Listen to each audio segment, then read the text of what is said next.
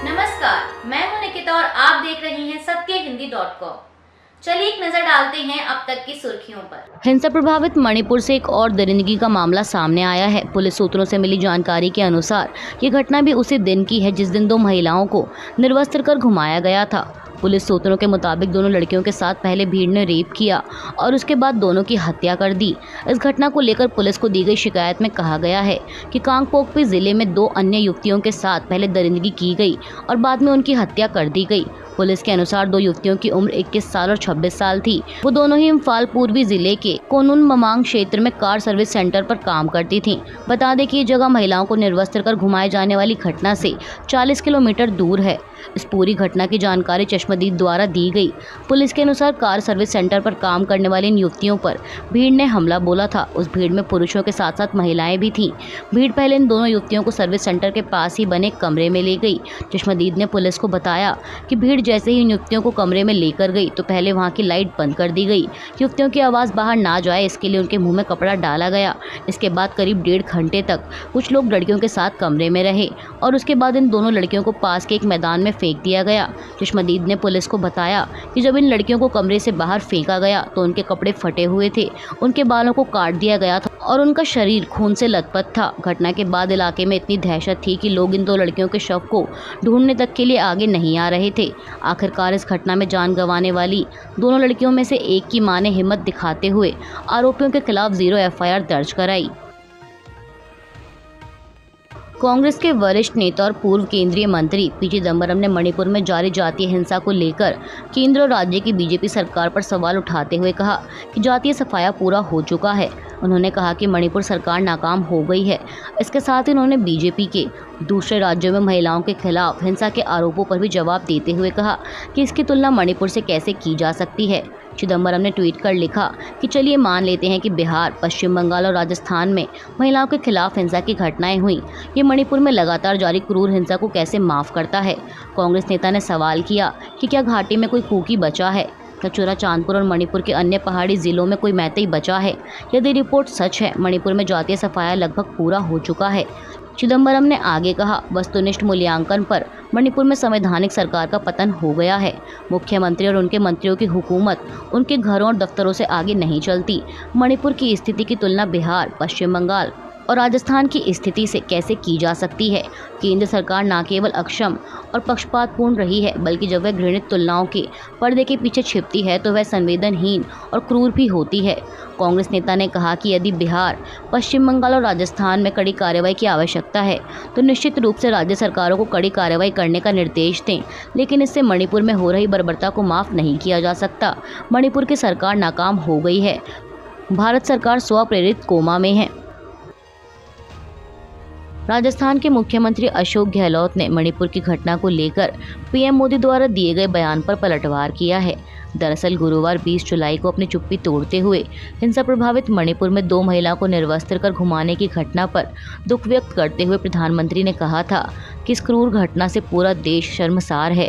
चाहे घटना राजस्थान, छत्तीसगढ़ या मणिपुर में हो, किसी भी राज्य सरकार में राजनीतिक विवादों से ऊपर उठकर कानून के शासन और महिलाओं के सम्मान के महत्व को बनाए रखना महत्वपूर्ण है। वहीं प्रधानमंत्री के इस बयान को लेकर राजस्थान के मुख्यमंत्री अशोक गहलोत ने पीएम मोदी और बीजेपी को निशाने पर लेते हुए कहा कि मणिपुर की घटना से देश शर्मिंदा है। पूरी दुनिया में देश की इज्जत खराब हुई है। मणिपुर में जिस तरह महिलाओं का अपमान हुआ प्रदेश चल रहा है, उसकी तुलना प्रधानमंत्री ने राजस्थान से कर डाली। ऐसा होता है क्या? वहाँ 79 दिन से दंगे हो रहे हैं। पीएम ने एक शब्द नहीं बोला। जैसे ही सुप्रीम कोर्ट ने आदेश दिया तब जाकर बोले।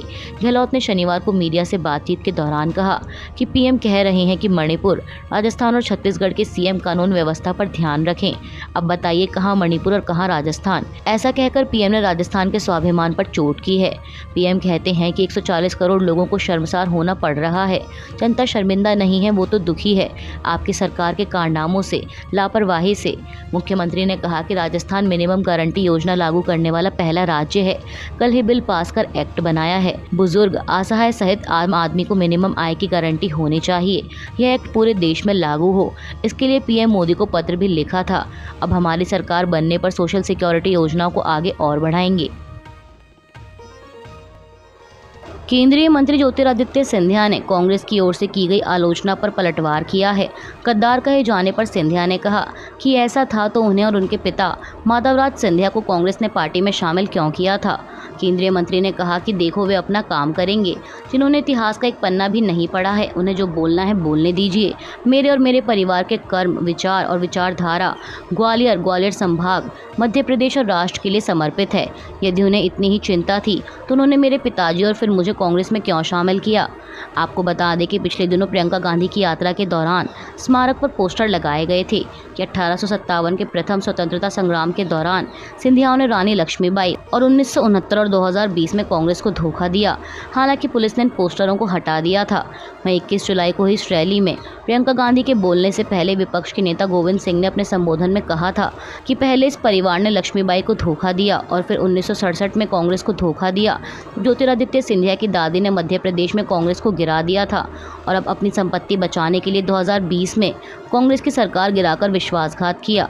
उन्होंने आरोप लगाया कि लक्ष्मीबाई ने यहीं अंतिम सांस ली, भिंड की जनता ने उनको समर्थन किया। वे ग्वालियर के महाराज के अनुरोध पर यहाँ आई थीं। अगर लक्ष्मीबाई को साथ मिलता तो आज़ादी 100 साल पहले ही आ गई होती। विश्वासघात का इतिहास दोहराया जा रहा है। स्वामी विवेकानंद पर टिप्पणी कर विवादों में घिरे संत अमोघ लीला दास ने शनिवार 22 जुलाई को माफ़ी मांगी। दरअसल उन्होंने स्वामी विवेकानंद के मछली खाने को लेकर बयान दिया था, जिसके बाद विवाद खड़ा हो गया। इस बीच उन्होंने एक वीडियो शेयर कर अपने इस बयान के लिए माफ़ी मांगी है। आपको बता दें कि संत Amogh international society of Krishna consciousness से जुड़े हैं, लेकिन इस बयान के बाद इस्कॉन ने उन पर प्रतिबंध लगा दिया था। वहीं अब अमोघ ने माफ़ी मांगते हुए एक वीडियो शेयर किया है, जिसमें उन्होंने कहा कि वह किसी को भी ना तो दुखी करना चाहते थे और ना ही बुरा महसूस करवाना चाहते थे। उन्होंने यह भी बताया कि उन्होंने एक सवाल के जवाब में यह बात कही थी। अमोघ ने कहा कि मैं इस वीडियो के ज़रिए उन सभी लोगों और संतों से माफ़ी मांगता हूं, जिनकी मेरी उन टिप्पणियों से भावनाएं आहत हुई जो मैंने स्वामी विवेकानंद और रामकृष्ण परमहंस जी को लेकर की थीं। दरअसल सारा मामला ये है कि अमोघ लीला दास ने अपने एक प्रवचन में स्वामी विवेकानंद के मछली खाने पर सवाल उठाते हुए कहा था कि क्या कोई सदाचारी व्यक्ति मछली खाएगा, मछली को भी दर्द होता है। इसके साथ ही उन्होंने स्वामी विवेकानंद के गुरु रामकृष्ण परमहंस को लेकर भी टिप्पणी की थी। वे उनके इस बयान के बाद विवाद बढ़ता देख इस्कॉन ने भी अमोघ के बयान से दूरी बना ली थी और कहा था कि यह इस्कॉन की शिक्षा और मूल्यों को नहीं दर्शाते हैं। इस्कॉन ने भी अमोघ के बयानों की निंदा करते हुए कहा था कि ये न सिर्फ अपमानजनक है बल्कि उनमें ज्ञान की कमी को भी दर्शाता है। दिल्ली में यमुना का जलस्तर एक बार फिर बढ़ गया है, जिसने खतरे के निशान को पार कर दिया है।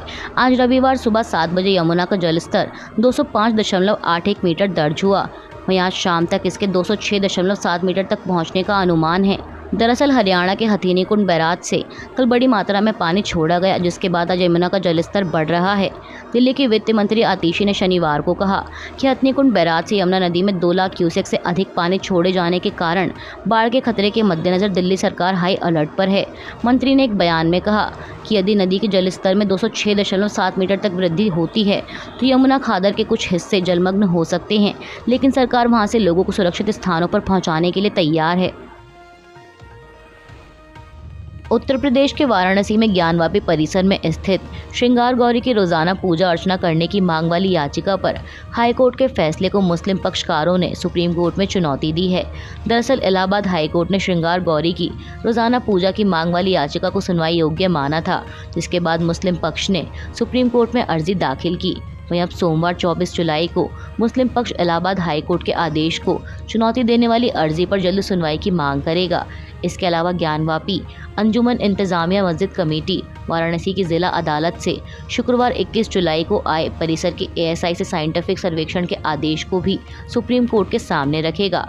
आपको बता दें कि मुस्लिम पक्ष की याचिका में वाराणसी की जिला अदालत में ज्ञानवापी से संबंधित सभी याचिकाओं की सुनवाई पर रोक लगाने की गुहार लगाई गई है।